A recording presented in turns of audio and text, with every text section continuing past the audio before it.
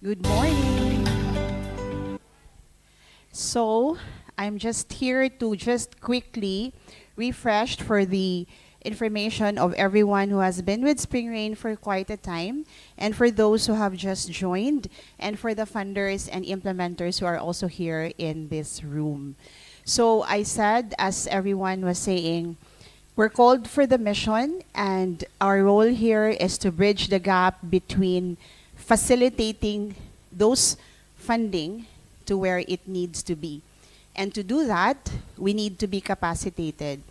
Just like when you go for sports, you need to practice. You need to know when and how. There's discipline in time. There's opportunity to revisit whether your tools are ready or not. If you go to for war, or if you go to rescue for war, you have to be equipped. And this capacity building journey is not a theory simply by the knowledge that we learned, but it is a product of our journey over the past almost 2 decades, being with everyone, from funders to implementers and to everyone. So allow me to just quickly share so that we will take a glimpse of why are we talking about doing the landscape in India. If we're too busy preparing for Philippines, should we say India should come later because we're not yet ready because we're busy in the Philippines? When the call for help is there, time is of essence. And for time to be, we cannot turn back time. If someone is hungry over in Africa, or there's a struggle going on in Manila right now, Father Ray's bothered enough to think about the people there. We cannot just say later. Something has to be done and acted upon. And I believe that the birth of this 7-pillar capacitation model, proprietary under Spring Rain Global, is a product of God's providence. Because He wants us to be more systematic in the way we do things, so that His providence will just come and attract everyone else. So the 7-pillar capacitation model, it all started with the 6th pillar. We added the 7th one, which is the spirituality. I want you to give a high emphasis on the PDOs who are starting up especially, and to the existing PDOs who are also scaling up. I'm sure a lot of you were asking, okay, there is a capacity building opportunity for grant funding that we have opened last January. And as we are trying to kick this off, we're working on how will we get there so that as we implement after this conference, this program, how will you implement the whole 7-pillar model? Please take note that if this is a social enterprise, the inventory of SRG or your PDO, the inventory is what? Human capital. You have to have human capital to run the system. But you have to be innovative in the way you run your human capital. Second, the main thrust are your advocacies. You cannot have a philanthropy office without a cause. So your cause is highly important as well. So in all the 7-pillar, leadership and governance, I don't have to explain, but just to sprout it to understand what are we going to do moving forward. We will be putting systems in place. We will be putting accreditation in place. How many of you here loved if your business wants to be accredited to excellence? Syempre, kung business, we all want. But don't we also want our humanitarian efforts be put to excellence as well? I think that is the thrust that we are going to have. That's why I invited Mr. Angel Fernandez to come on board, Dr. Philip Tan, Attorney Evelyn Trani, Father Lord Winner, everyone else who would play a role, people from Singapore, because we as an organization in Spring Rain need to also have the organizational capacity to coach all of you. Then I saw that the problem was not actually money. The problem was our readiness for both parties to begin the journey. If you begin the journey and you're ready and we're ready, then we plug in. So leadership and governance is important. So when you choose your people, how do you choose the right people for your office? Who would be the best cut for your director? For the congregations, you discern, right? And whatever is enlightened by the Holy Spirit, you put that person in the office for philanthropy. But chances are, where would you see that that person fits? Because in systems implementation, the very leader is very important. Father John Paul could attest to that. Because when we started the philanthropic office, the first person, the person that was assigned there was too busy. Father JP, I could remember he was just at the side, assigned in communications.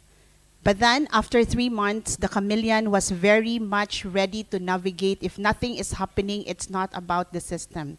It's about the people also that you put in the office that's not moving. So don't blame anyone but our accountability to put the right human capital in the office. So when Father JP took over, he was just the perfect cut for the person to be there. Corporate in his mindset, but believing in the end goal. Believe me, after that, it made a turnaround.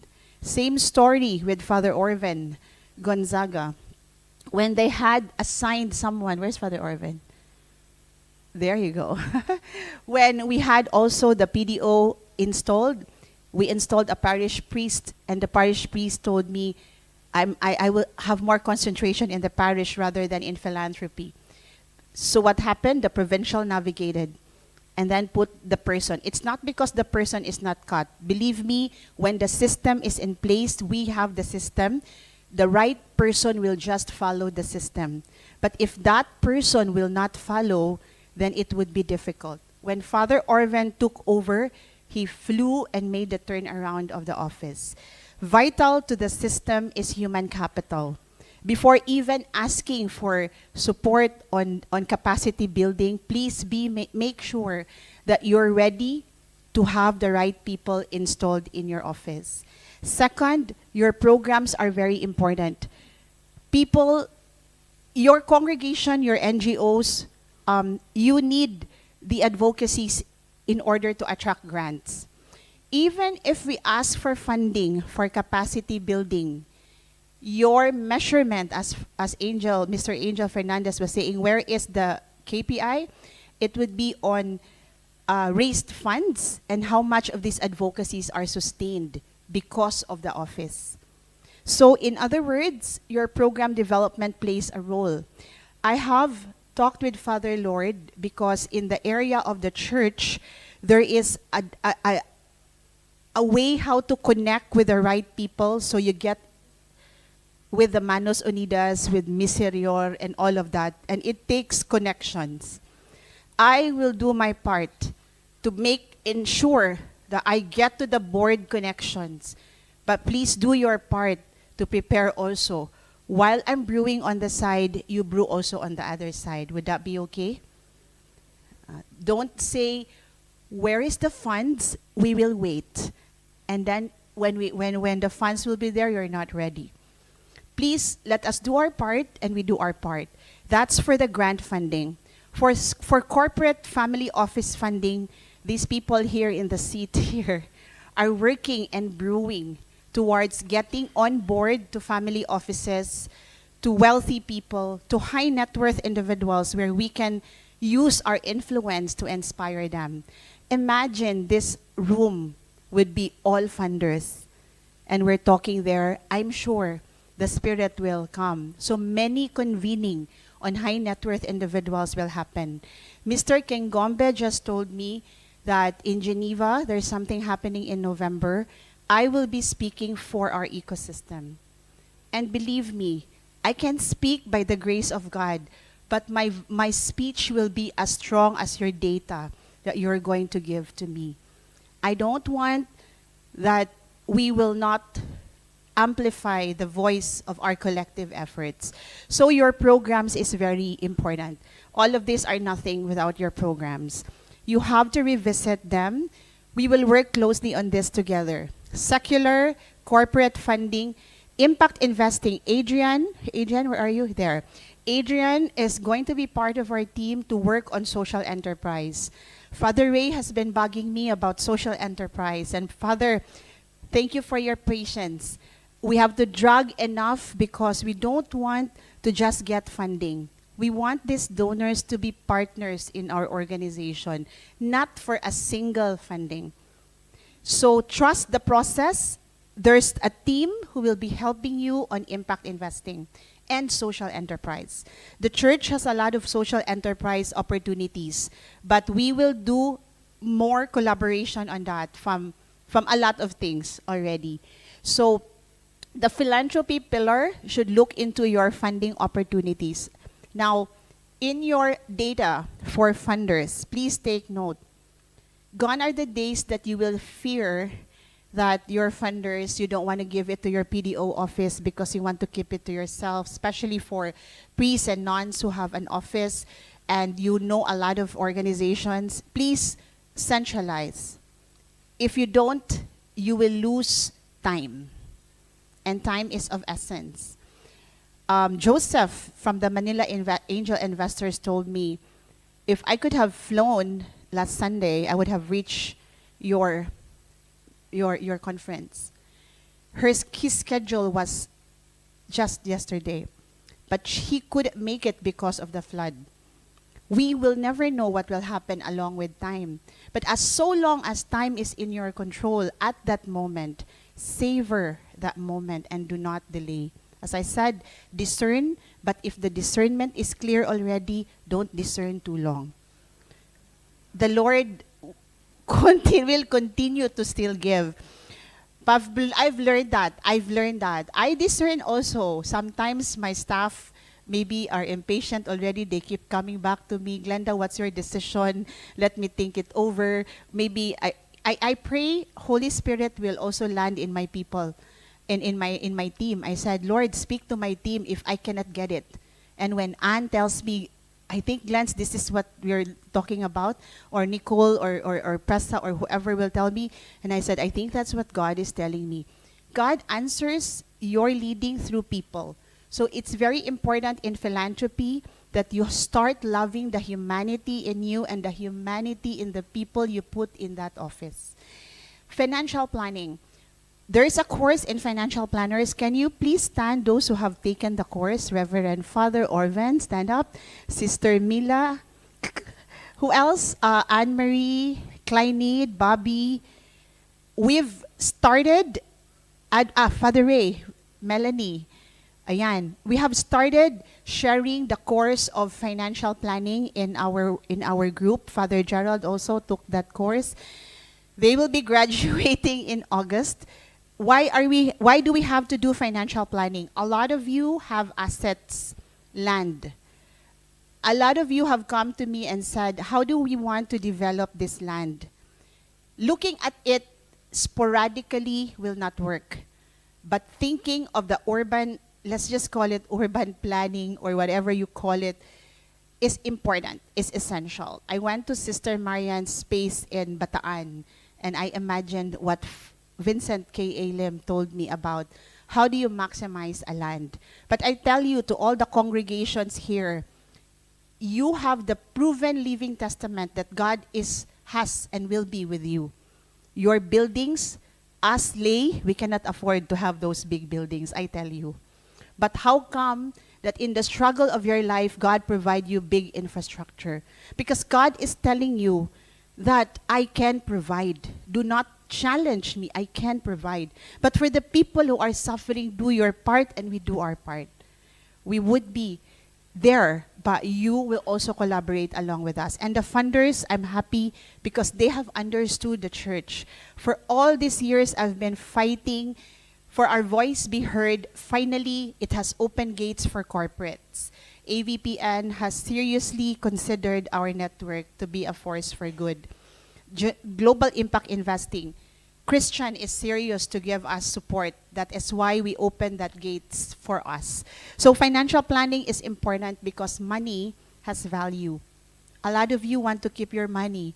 You won't say, I won't pay for training because I don't have money. God knows your bank accounts. Remember this.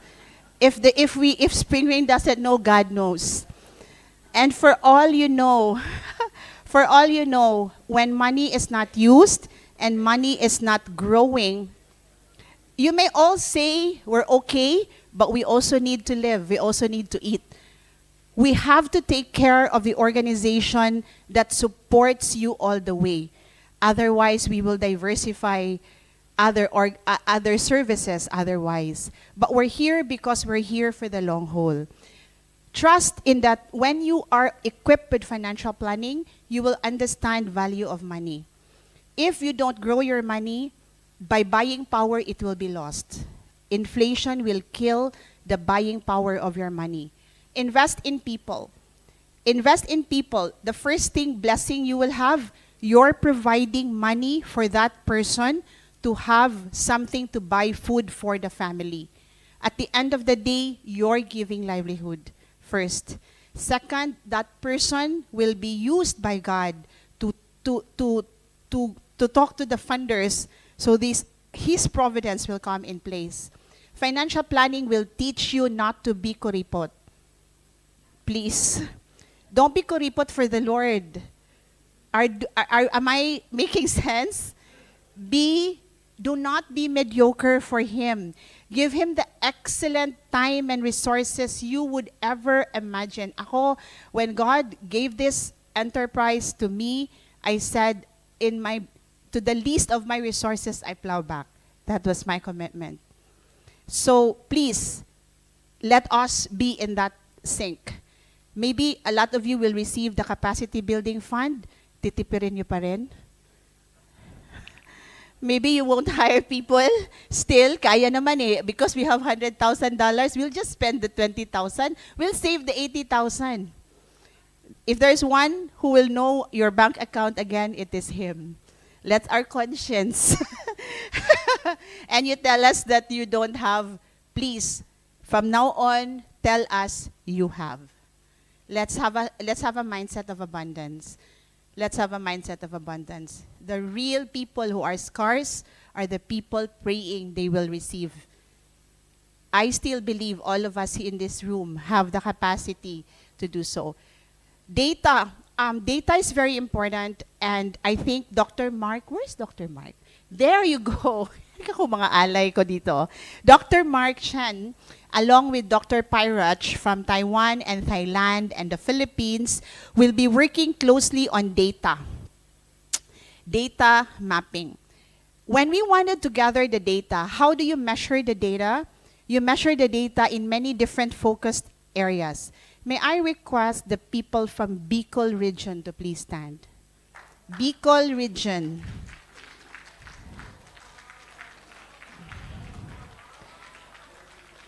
Such a force to reckon with, I tell you. Fathers and sisters and lay, salamat po. What was the leading?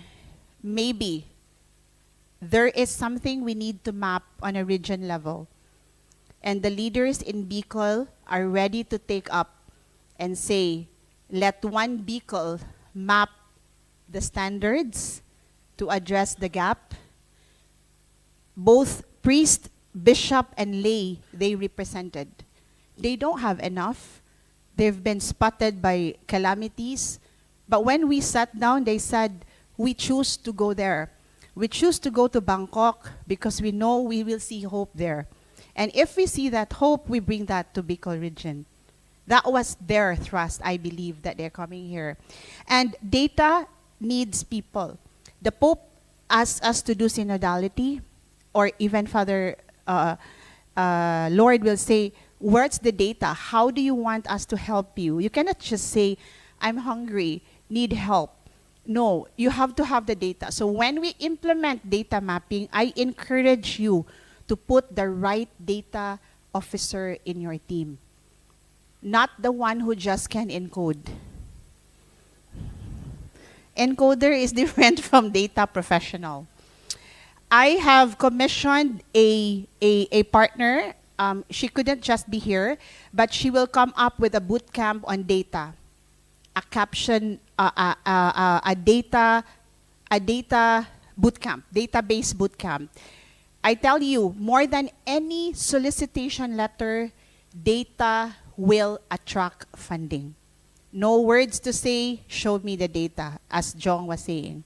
So data mapping or database management is important. Ecosystem building, do not work in silos, please. If you work alone, imagine, you work alone, you go to your office, you think, where will I go next? But if you think of the ecosystem, we all can move together as one entity. You have your own ecosystem as a diocese. As a region, you have the whole Bicol. As a church, we are an ecosystem. As a common advocacy, we are an ecosystem. If we don't think that way, we're missing again time and efficiency. So that's where it is. And of course, I added the spirituality because this is where we integrate our resiliency. What do we do when nothing is happening? What will we do when everything is happening? You don't just smile because there's funding. You also smile when you navigate. So don't pin us or don't pin your PDO director if nothing is happening. Something is just been brewing. For as so long as you're moving, things will be okay. Our greatest CEO is up there. Who among you don't believe on that? I believe on that. I so believe on that. While we're doing things on here on the ground, he is also brewing for us. So the threefold strategy of this is that you install the system by following the trainings, but training is not enough. You need to come up with initiatives to attract access to capital. How do you apply the training? Write those grants. Submit those grants to the right organization. Get some initiatives on doing the launch. Oh, we did already the launching, that's it. Are the funds continue to come? It will, but you need to start up the infrastructure. So you have to attract funding by doing initiatives. Just training, nothing will happen. Money cannot come down from heaven. It needs to have something going on. So these initiatives is very important. And of course, the advocacy implementation for impact report. Now, all ambassadors handling advocacies will go through a training with this guy, Dr. Mark and Adrian. They are going to work in the capacity to coach you so that you can do a lot of these impact reports. And when you have a good impact report, we will be able to submit it to the funders and attract more capital because we are addressing the gap. Father Lord was just sharing about sources of funding, congregation level, diocese level. Sabi ko kay Father Lord, philanthropic development office level. Would you like that? Before you even started opening your office, think about Federico. You know, my heart and our hearts in SRG thinks beyond. We know we think of ourselves, but we think of the greater world out there. If your PDO has the capacity to raise as much multi-millions of funds, maybe it's about time to do a social responsibility outside your organization to help other organizations like the refugees. Because the moment you start thinking of your own only, then the Lord will say, I'm going to give you more because those more is for someone else, right? We're dreaming that the PDOs will also help one another. So I'm challenging the Jesuits. If they are getting funding, attracting funding, then I hope at this time around they're giving outside the Jesuits. Because there are places where funding is of attraction. Then you go out of that ecosystem. Is that part of your dream, PDO directors? To be funders beyond? Because if you will be funders beyond your own, then you must be raising so much funds. Pwede? Pwede. Pwede kaayo. So when you have a budget for your funding, this is the ideal that we're asking you to implement, but you navigate still. Father JP always tell me, you have to navigate so you know and understand what to do. So maybe 30% of your budget should install in the system. 40% of the budget should think of initiatives that will attract funding. and 30% of that will talk about capacitating impact report. Ang dali lang maka-raise ng funds. A lot of you are here, initiatives. But initiatives without a system is hard work. We want to do smart work. There's only a few people here for the 100 million population in our country. God has a role for you. He wants you to be resource for others. Think of your career for Him. Gone are the days that you're going to work. You're going to be here, talking like me, to India, to Africa. Who wants to be a missionary with Spring Rain? We're going to spread. This is the army that's built. And the army cannot proceed without a good capacity model. So our capacity building is where we are going. So the development system, just quickly, and this is the last slide. Okay, so I actually enhanced this. So as Jong was saying, it's a circular economy. It's a circular way, no? When you make your advocacies here, you establish relationship and engagement, you share your advocacy, you get your funding engaged. You accept it, you acknowledge, you build relationship, you grow your network. But once your funding is there, you utilize it, you implement, you do impact assessment, you do progress report, put that in your data, make that as the content to share, and then vice versa. And it's never ending. And as you incorporate it there, we are going to work through with that. Now, after July, when we get started with our capacity building fund, it's not as easy as you think it is, because we're both going to journey together from a funder who will support us to going there. So we have commissioned team in the consultancy to work closely with us in the coaching process. Please pick your highest, pick the choice of your people when we coach. Pray over them, but don't pray for those who are excellent. Pray for those who have the heart. And everything will fall into place. The giftedness, the heart, the connection. A system will function if you have people. That is the only requirement. But in the right people, it will fly also. But sometimes the laziness of the people will also kill you in the system. So if you're setting up the system, get the best of the best as you start. And then move everyone else on board. All right? Okay. So that's the end. And so, of course, I've shared this yesterday on the impact of it. Never forget to install the system. Never forget to install the system. Never forget to have initiatives. Without it, you cannot attract capital. And assign someone to be trained by Dr. Mark. We will pull all PDOs of the same nature and advocacy to do an impact report. Dr. Mark, is this still true? You're giving us a page in your magazine, right? Yes. There, he has a magazine he's submitting to UN. He's allocating a page for Spring Rain.